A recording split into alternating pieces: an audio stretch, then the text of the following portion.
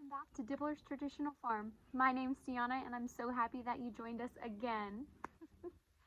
So, numerous things are planned today. Let me show you what we have going on. First thing I did was bring out all of the fodder. That way they could get a lot more sunlight. And now, we are going to move all of the starters into bigger vessels. Alright, first thing we gotta do is get some soil in here, damp the soil,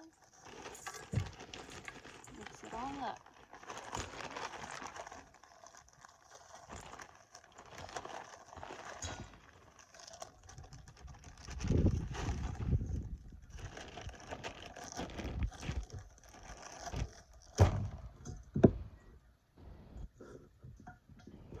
We're just going to do this all by hand today.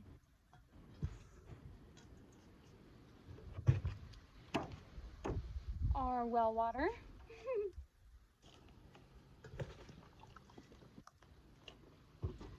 See what that does.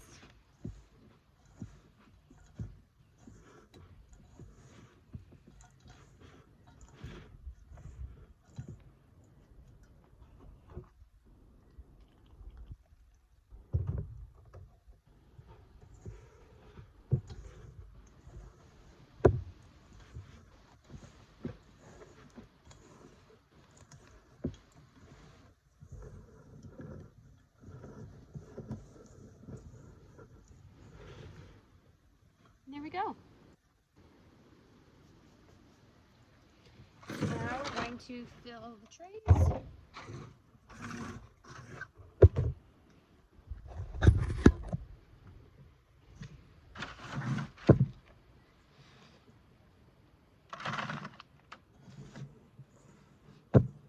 And just repeat the process until we fill all of the cells up.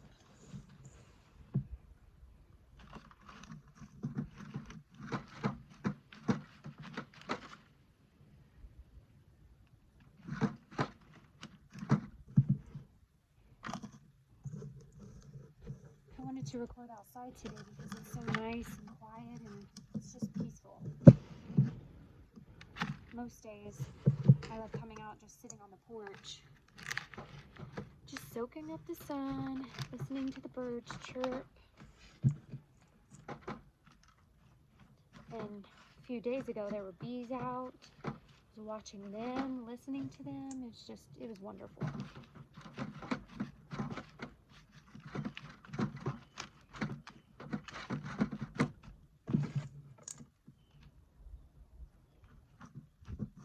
And get these in their new vessels. So I think we'll start with the cauliflower.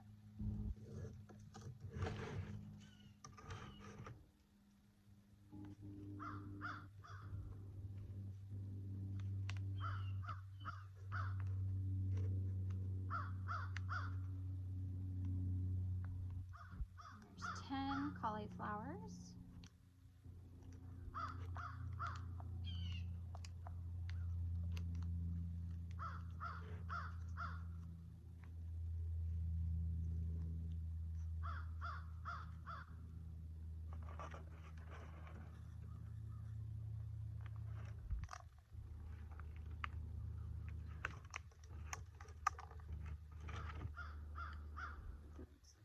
Good.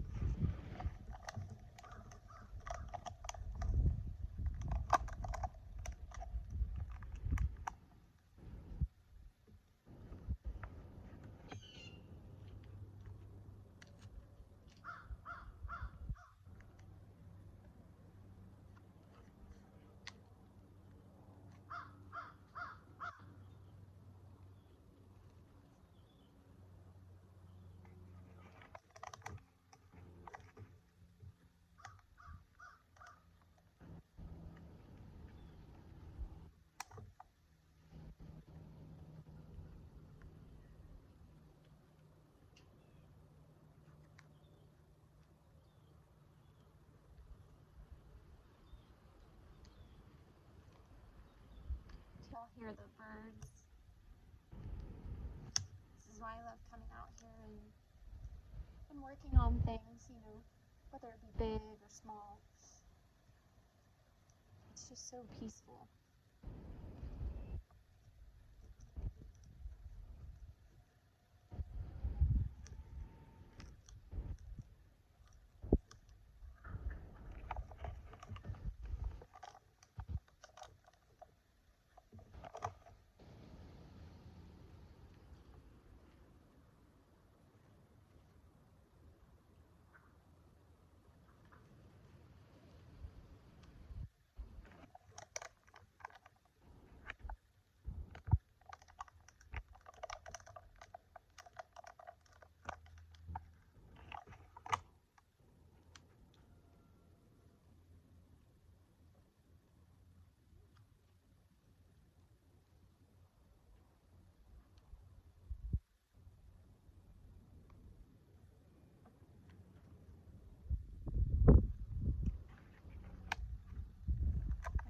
One more cauliflower, and then we'll continue from there. Alrighty, so this is all I could fill up for right now. I need my husband to get at least 2 more bags of soil. So what's left in here is the peas and the spinach. And my bad, that's not cauliflower. The first one that I transplanted, that's not cauliflower. That's cabbage. So it's cabbage, then it's broccoli, then cauliflower, then beets. Go ahead and get the chickens. So,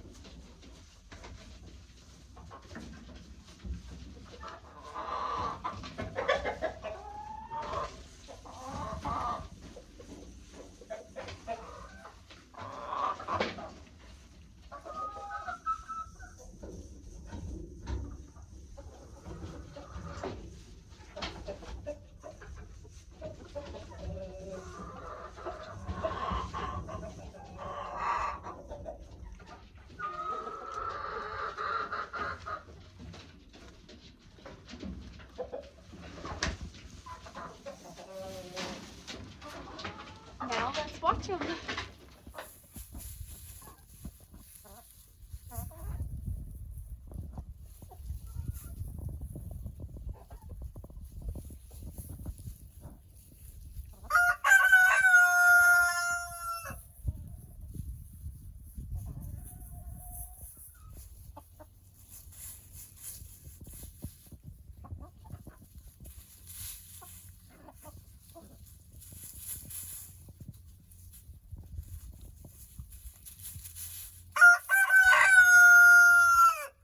See how many we have so far.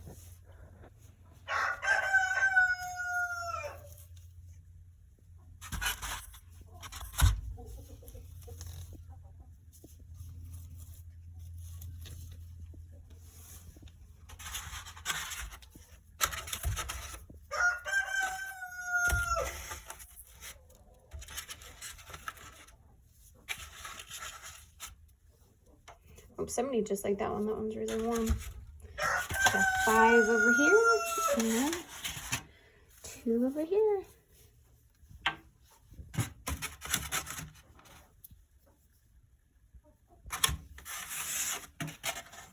Honey had her babies.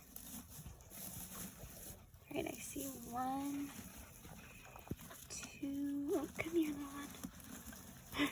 2, 3, 4, 5, 6, 7, 8. 8 babies. Look at this little one, y'all. Oh, it's so tiny. The first thing that we will be making, now you can make this however you would like. This is just my husband's preference. So, we are going to be making habanero cheddar bread. This bread is a no-knead bread, so it is nice, easy, and simple. I have made this bread so many times I cannot even count. I started making it last year. Now when I first made it, it was just with jalapeños and cheddar and all the other ingredients. Well, as I said in a previous video, our garden was just booming. And one of the plants, well, 2 of the plants that produced an abundance were habaneros. So, no matter how many times that we ended up harvesting, we gave to family, to friends, there was always more the next day we went out. We had frozen 2 gallons of habaneros. And those freezer bags have lasted us a while now. We are down to our last one, and it is still almost all the way full. So I figured go ahead and show y'all how I make our habanero cheddar bread. And he was going on and on about it, about how delicious it was. And it got me thinking, maybe I should try to make that bread. So, 1 teaspoon of salt, any salt of your choosing. And that's how it all started. Up here. So, once you have your yeast in there and you have your salt in there, you just mix it up pretty good.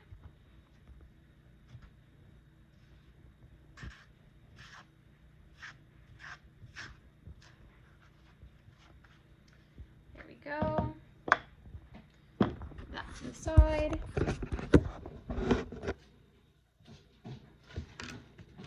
So now,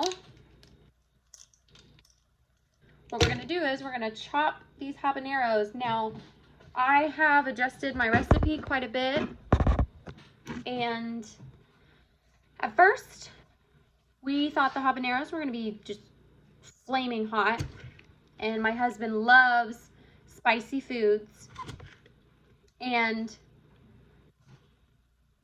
gave it a try, did 3. It really wasn't, you know, as hot as we thought it was going to be. Then I went to 4. When I did the jalapeños for some of you that can handle heat, it was 3 to 4 jalapenos. Now that also depends on the size of your jalapeno. Ours were homegrown. So our jalapenos, you know, would probably get to about the habanero and, you know, where the stem is. So it'd be, you know, about finger length. And some of them, you know, they got pretty lengthy. So it just depends. Especially if you're buying from the store, sometimes they're hot and sometimes they're not. Kind of a bummer, but with the jalapenos, we ended up using 3 at the beginning, and then because user error, we didn't realize it, but our habaneros and bell peppers, we think, cross-pollinated. The reason why I say we think is because not habaneros, sorry, jalapenos. The reason why we think our jalapenos and the bell peppers cross-pollinated is because our jalapenos, a lot of them, were not as hot as they were before, you know, being moved. And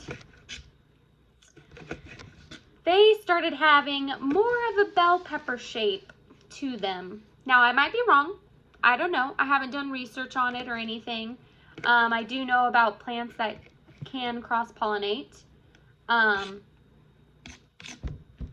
which is, I think the main ones that you don't want to put like right next to each other are different kinds of watermelons. And there's another one, I can't think of it right now, but I know melons is one of those that does cross-pollinate. So we ended up having a little bit of a bummer with our jalapenos. That's when we ended up switching to habaneros, and my husband was so much happier. He kept saying, "Oh my gosh, this is so good. It's better than the jalapenos." And I'm over here like, it's too hot. Oh my. Now, you know, I've kind of gotten a little accustomed to the flavoring. I can handle a little bit more of heat. If it is too strong, then I'll just go get a little bit of butter and I'll spread it on. And it takes a lot of the heat away to where it is just delicious. So for the habaneros, I have adjusted the recipe to 6 habaneros. Now, if we were to do jalapenos, it would probably still be the same ratio, be, you know, 3 to 4 jalapenos, but we'll see whenever we can get our jalapenos in the ground.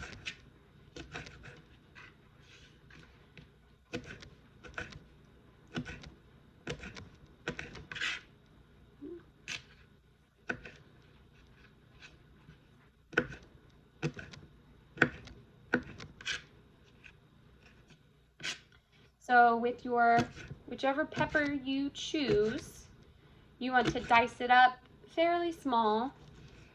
Like you wanna, here, I'll show you. Well, those, that's not even a part yet. Pretty small, okay? And the reason why is because you're going to end up mixing all of this, and then you're gonna end up mixing your cheese.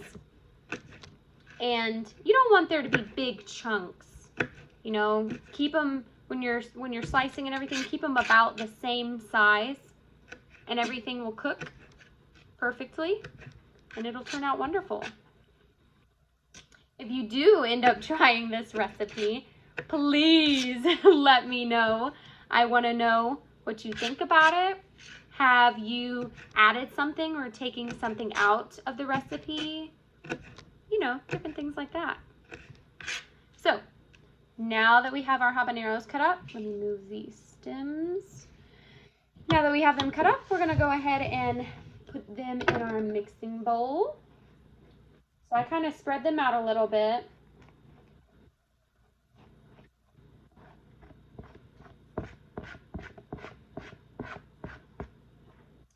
There we go. And then you're just going to mix your habaneros just like you did with the salt and the yeast. And now we'll go ahead and do the same thing with the cheese. Now grate however much cheese you would like to have. Now for my husband and I, we love a lot of cheese in our bread, okay? So this might be the amount that I'm gonna use for tonight. It just depends, you know, personal preference.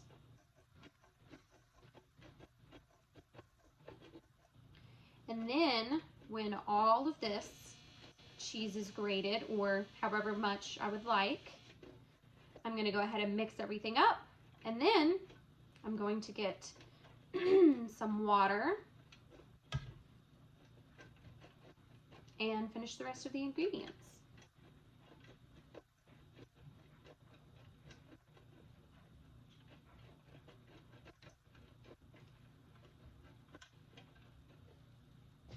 Okay, let's try that.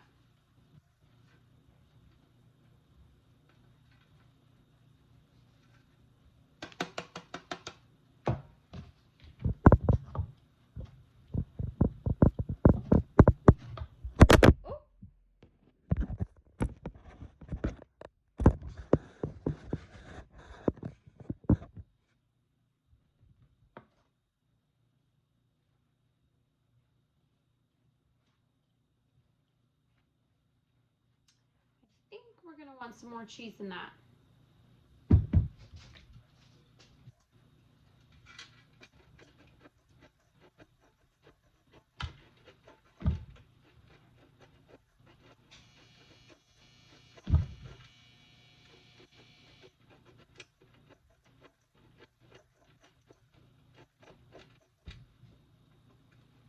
And this is extra sharp cheddar cheese.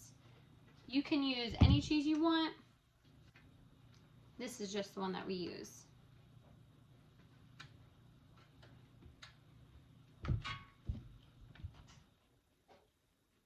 There we go. That's more like what we usually do.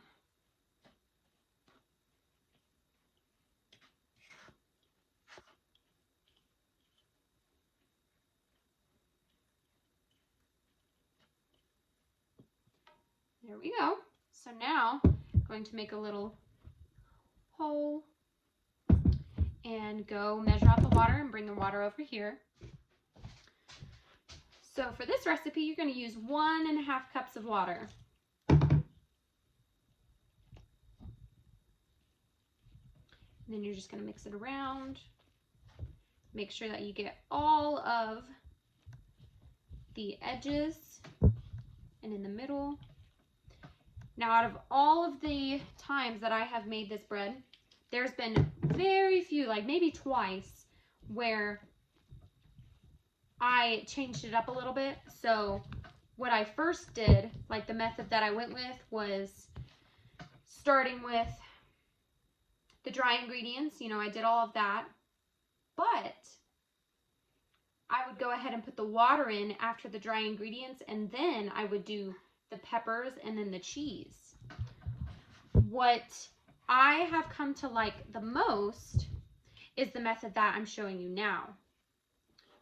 The reason why is because I feel like the peppers and the cheese have, like when they bake and everything, they have more of an even layering versus, you know, what would be before. It was just kind of sporadic before, and I couldn't understand why. But over time, making it a lot, I was like, let me try something. And when I tried it, I knew that was going to be the method that I was going to use from now on. So you're just going to keep on mixing it. And I will show you the consistency. I have some flour at the bottom that I need to mix a little bit more.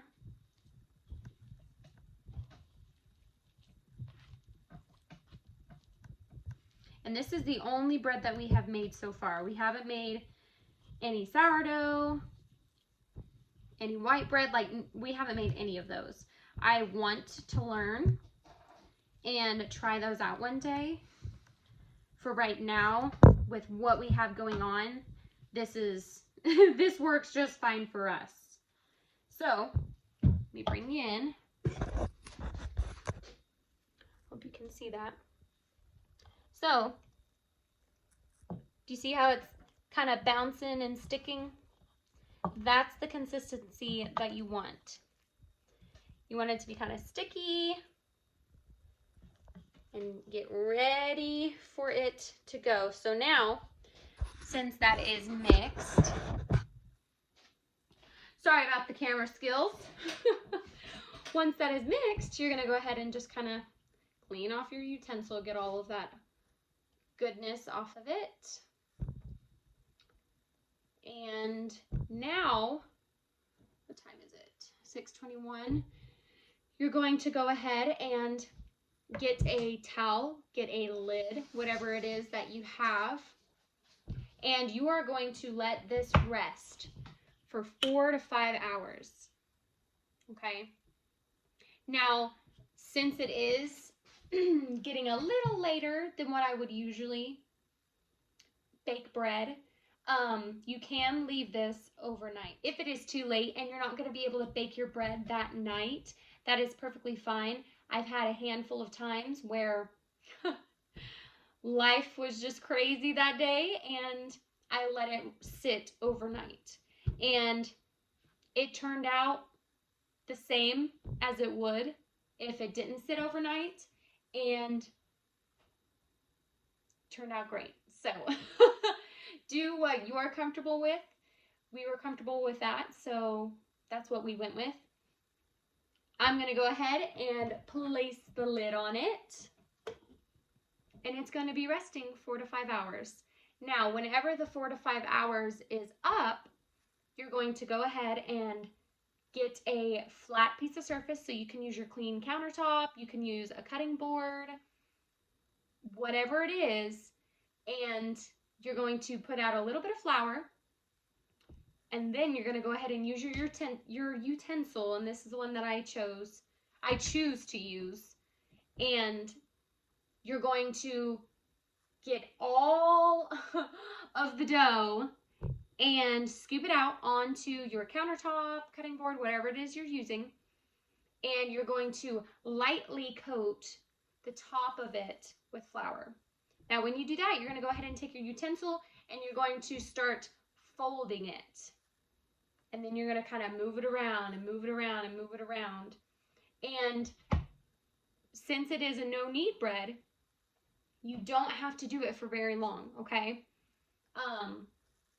You want to do it just enough to where the whole dough is lightly covered with flour.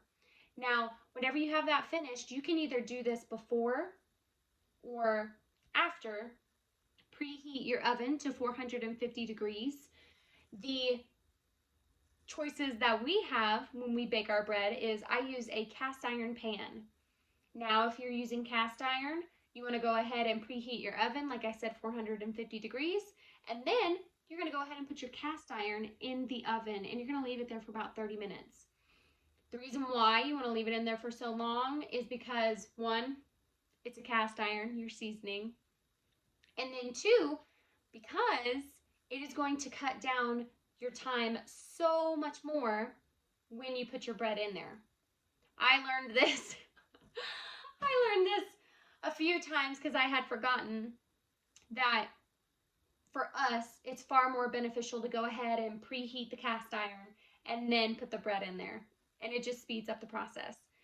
So once, say you already have your oven preheated, your cast iron's been in there for 30 minutes. When that's finished, you're going to go ahead and get parchment paper. Now with parchment paper, I didn't learn this until probably December, I think. With parchment paper, pretend this is parchment paper. You are going to cut out the piece, that your heart desires. when you do that, you you can crumble it up and then undo it and place it in your pan or pot that you're cooking it in, and it's going to be so much easier to stay where it's at. And I was so happy I learned that. I was struggling to get the bread on the parchment paper, and the parchment paper just kept moving so much. And now don't have much of a struggle with it. So hope that helps somebody watching this video. And whenever you have your bread in the oven and you're baking it, I honestly, always honest with y'all, I don't know how long. It's probably about 20 to 25 minutes. And being your first time making this bread, check it periodically. How I know our bread is done is when the top is golden brown. Now, if you want to have more of a definite, how should I word that? Idea. If you want to have a definite idea, you can go ahead and take your pan, your pot, whatever you're using, place it on the oven, use your utensil and your clean utensil and carefully scoop it underneath your bread, lift your bread up and look at the bottom. If the bottom is lightly brown, then I would say leave it in a little bit longer. But if it has more of a dark golden brown, I would say it is done. As long as the top is golden brown and the bottom is dark golden brown, your bread's going to be perfect. Now, I will end up timing it to see how long it takes, and it's going to be the time, you know, for our oven. I will end up leaving the ingredients, the directions, all of that awesome stuff in the description below, so that way if you would like to make it or share it with others, it will be accessible to you. So many things have been happening. Oh my. Thank y'all so much for joining our farm, taking time out of your day. Thank you for liking, sharing, subscribing, and commenting. And make sure that you hit that notification bell so you don't miss any future videos. We love y'all, and God bless you.